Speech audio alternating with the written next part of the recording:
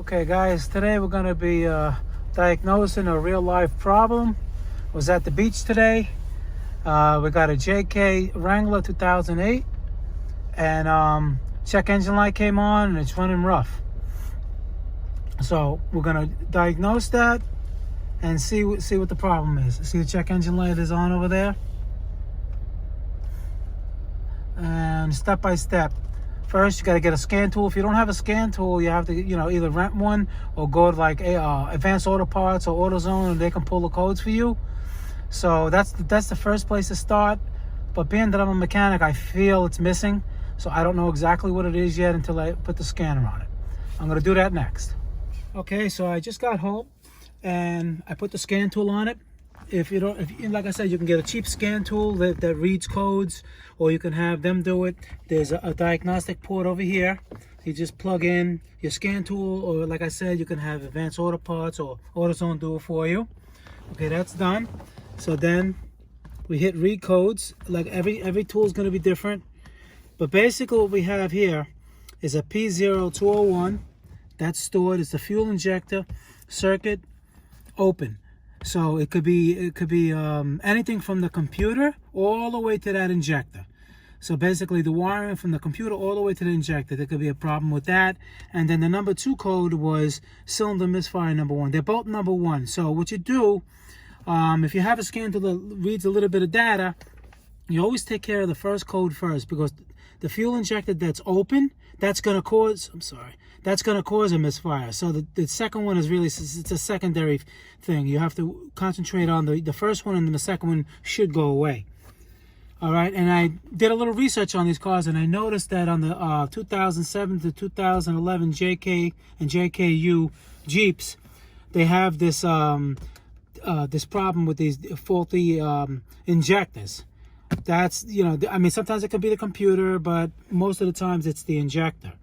So what I did is I unplugged the injector right away, just to check it right away, just to see if that's the problem. And I'll show you what I did.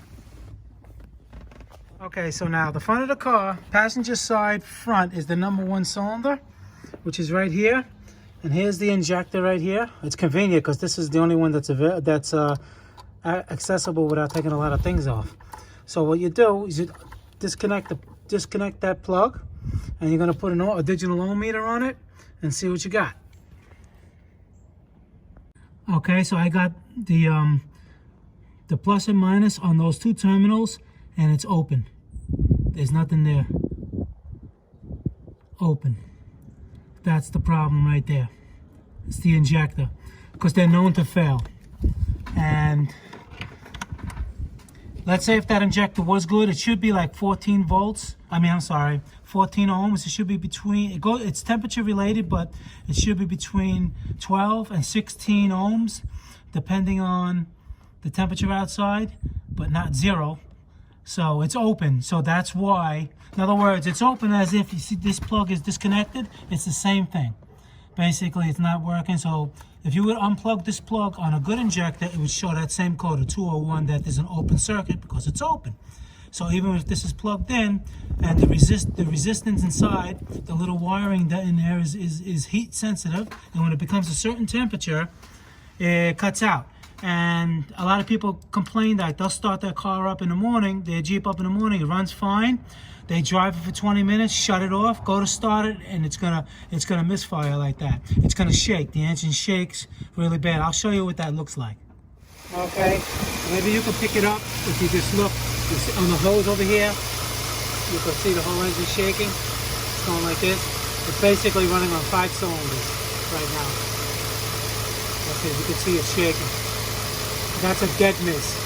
And you shouldn't drive the truck like that.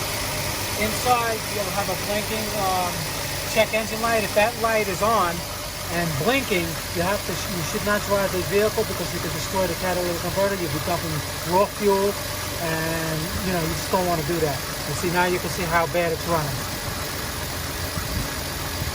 So that's what it feels like when that injector goes. And now it's not just number 1. You can have a P002, 03, 04, 05, and 06, because the last number identifies the cylinder. So if it's a P04, it's going to be a 4, fourth cylinder.